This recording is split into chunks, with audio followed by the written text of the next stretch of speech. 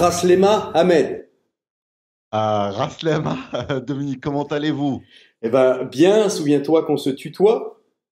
C'est vrai, c'est vrai, c'est vrai, c'est vrai. Voilà. Tu as Alors, raison. Ahmed, tu es à Sousse en Tunisie. Tu es Ouais, Ahmed Ben Abdallah et tu es le porte-parole de l'ACEAF, qui est l'association de cigarettes électroniques pour arrêter de fumer.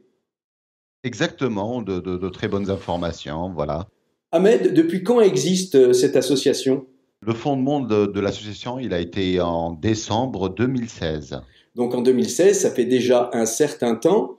Je sais que en Tunisie, vous avez un historique avec le tabac et la vape qui est très particulier.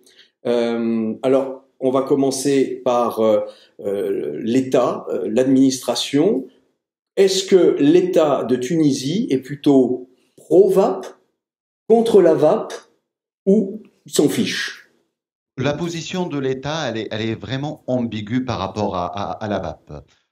Au tout début, c'est-à-dire dans les années 2011-2012, quand la vape elle a fait son apparition ici en Tunisie, euh, ça n'a pas attiré beaucoup les regards de l'État ou Mm, bien des douanes ou du mm. gouvernement. Et puis petit à petit, la vape, comme partout dans le monde, elle a fait ses débuts et elle a fait un boom. Et par-ci, par-là, on voit des petits magasins de cigarettes électroniques qui ouvrent un petit peu partout en Tunisie, hein. Mais actuellement, la position de l'État, elle est, le moins que je puisse dire, ambiguë. Et il n'y a pas un texte de loi définitif à l'encontre de la vape. Mais par contre, l'importation de matériel de vape, l'importation de liquide de vape, elle est strictement interdite. Strictement interdit. Voilà, c'est-à-dire, ce n'est pas un texte qui est écrit, d'accord, dans la loi, mais les services de douane ne permettent pas d'importer des œufs liquides, Mm, ne permet pas d'importer des machines, voilà, mm. exactement, hein. Même les touristes qui ont deux, trois euh, cigarettes électroniques, ils sont un petit peu saisis, hein, voilà. La connexion Wi-Fi est un peu compliquée en Tunisie. Tu étais en train de m'expliquer que l'État n'a pas vraiment un avis tranché, qu'il n'y a pas de loi ni pour ni contre la vape, mais la Le douane a décidé par elle-même d'interdire les importations. Exactement, exactement. En l'année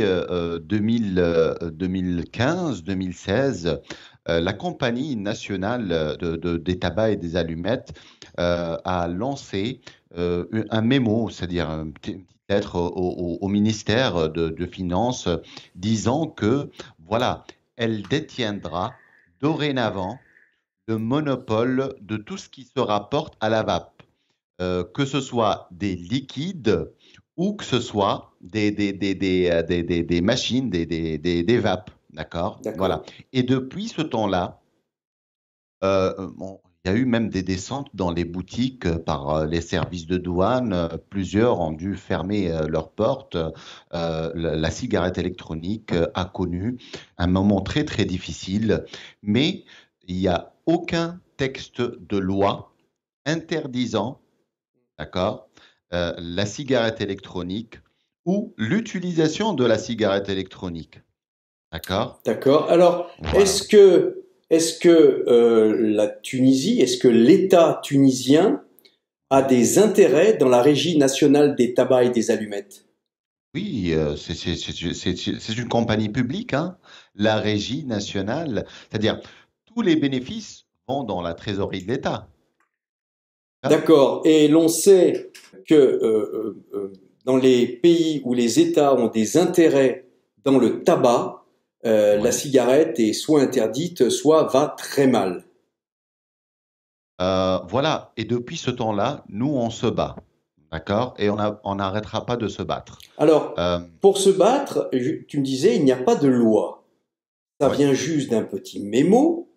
Est-ce que pour se battre, il faudrait pas porter l'affaire en justice en disant quelle est la loi qui autorise la douane à nous interdire l'importation? euh, voilà, c'est le dernier passage parce que ça sera notre dernier recours pour la justice. Mm, Euh, on est face à une compagnie nationale, d'accord, mm.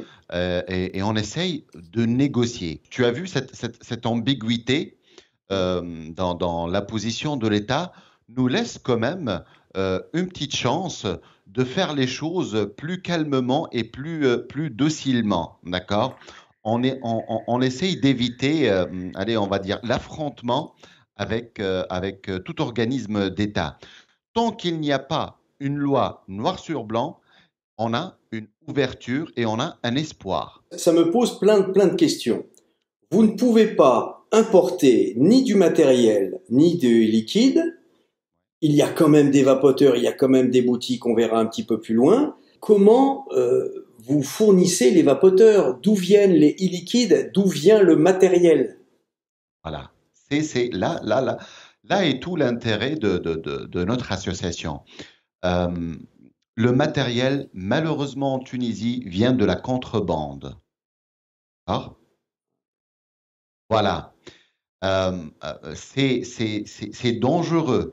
Mm, mm, L'association voudrait donner une légitimité euh, aux vapoteurs, une légitimité aux boutiques de vape, etc., pour qu'ils fonctionnent et qu'ils aient leur business et mm, qu'ils mm. ils aient leurs produits dans la toute légalité.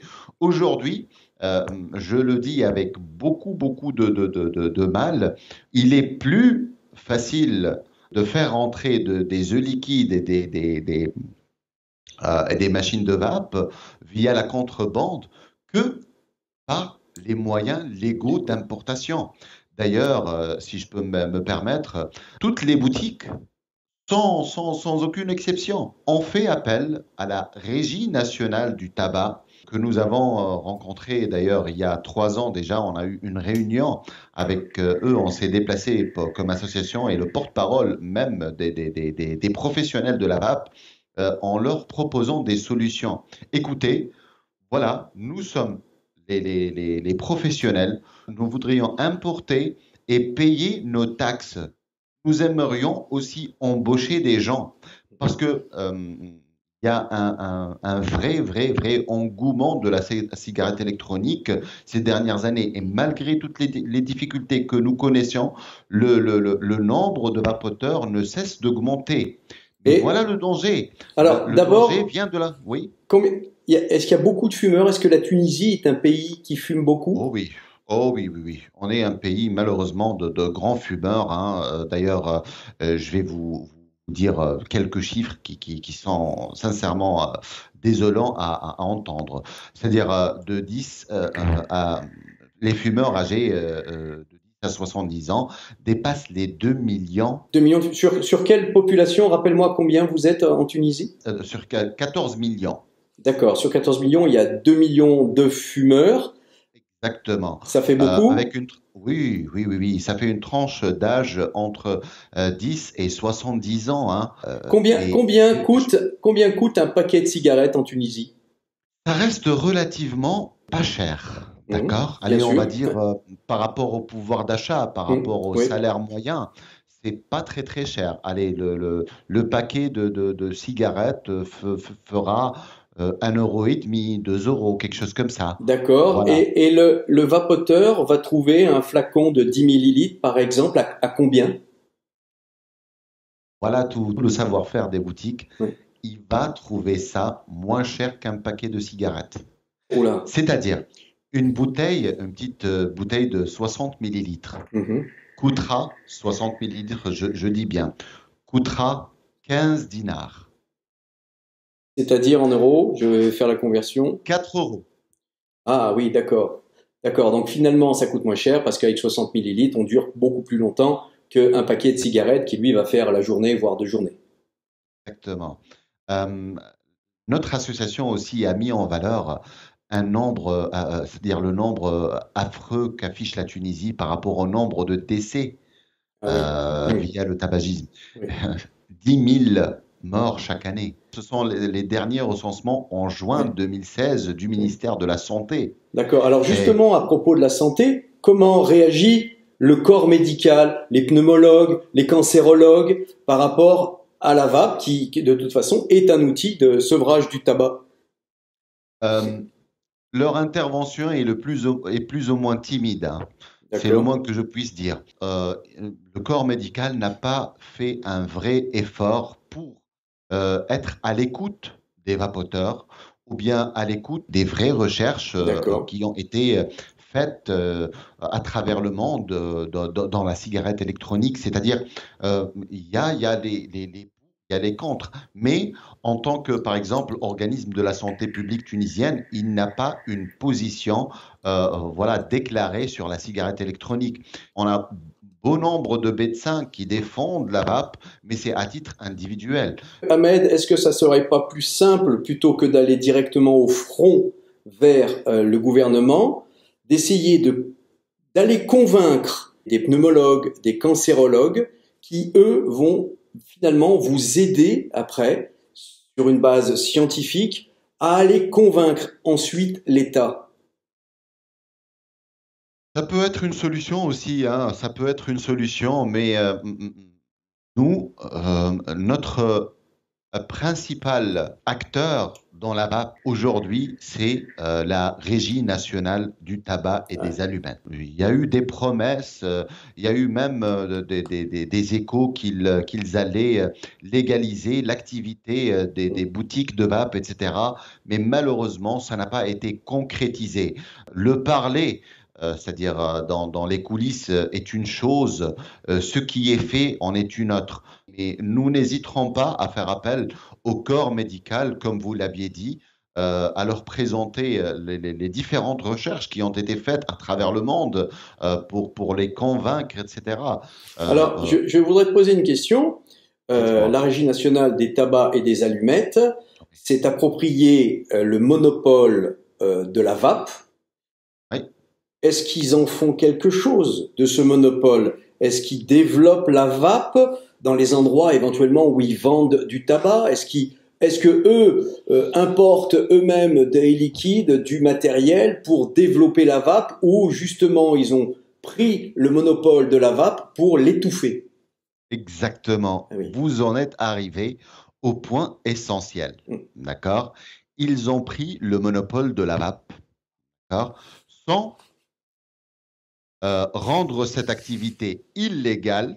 Le terme que tu as employé, c'est-à-dire étouffer la vape, oui, aujourd'hui, on a tendance à croire ça. Mais voici la petite nouvelle qui est venue sortir juste il y a, allez, on va dire une semaine, un petit texte au cours de la loi de finances qui a ouvert cette petite fenêtre, disant que voilà, la Régie nationale du tabac et des allumettes va prochainement commercialiser des liquides, d'accord? Sans matériel, hein?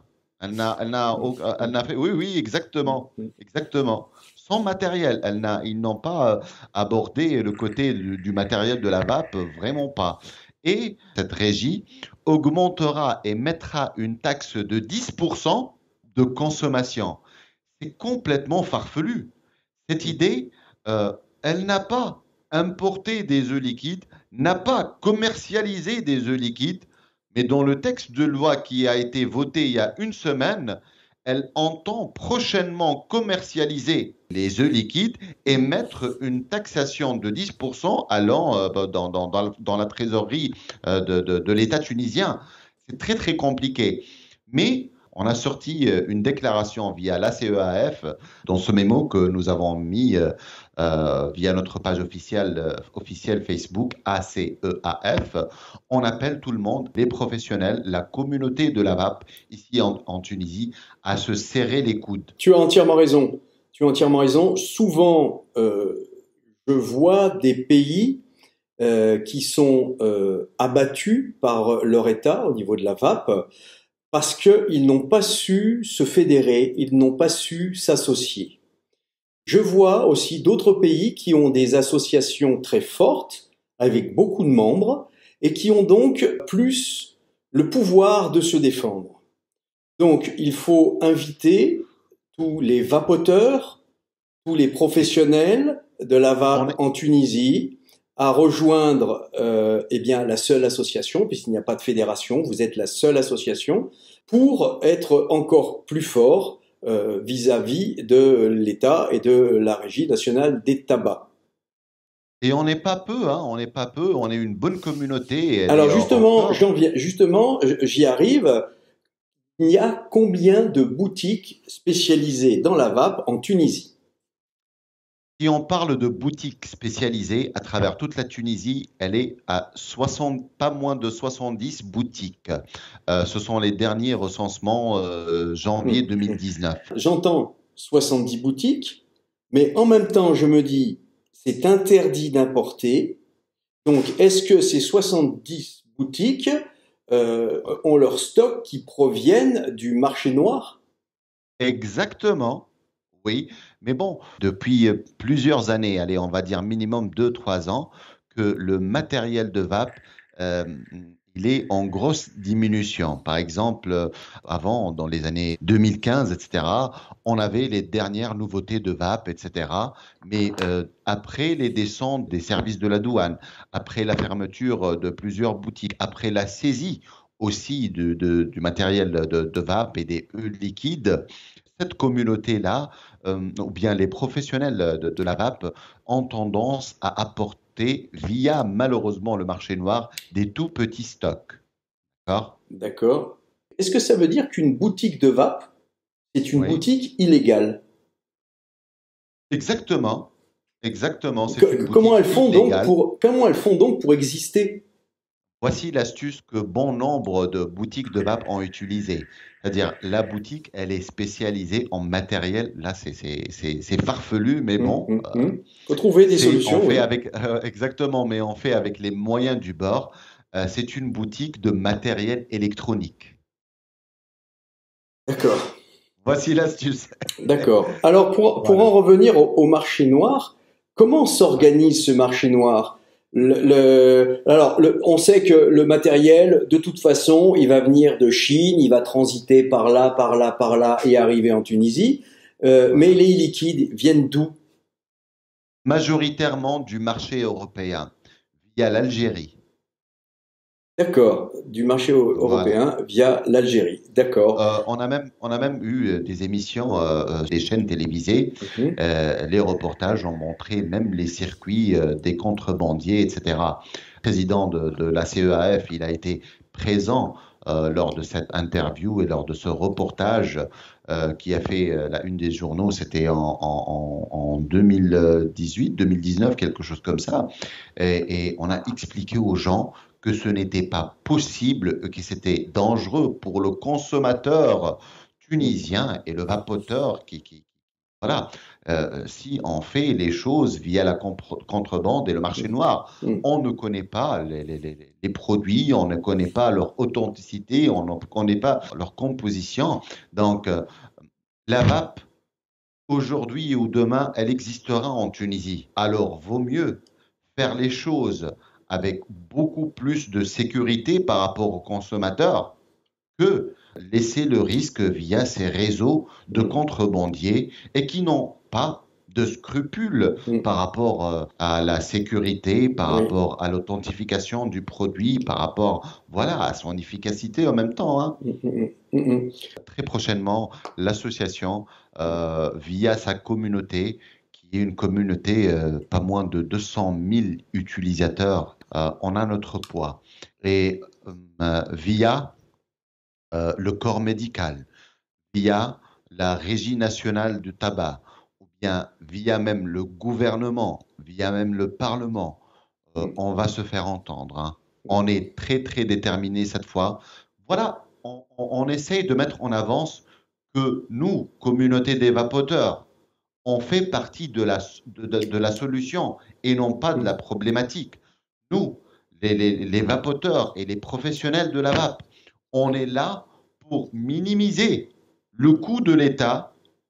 Il y a une autorisation d'importation, une autorisation de commercialisation, la légalisation de la vape Le paiement d'impôts, le paiement de tout ce qui est dû dans la douane, les frais de douane, etc., via aussi le recrutement, l'embauche. Il y a beaucoup de jeunes qui voudraient, qui aimeraient bien ouvrir des boutiques de vape, etc.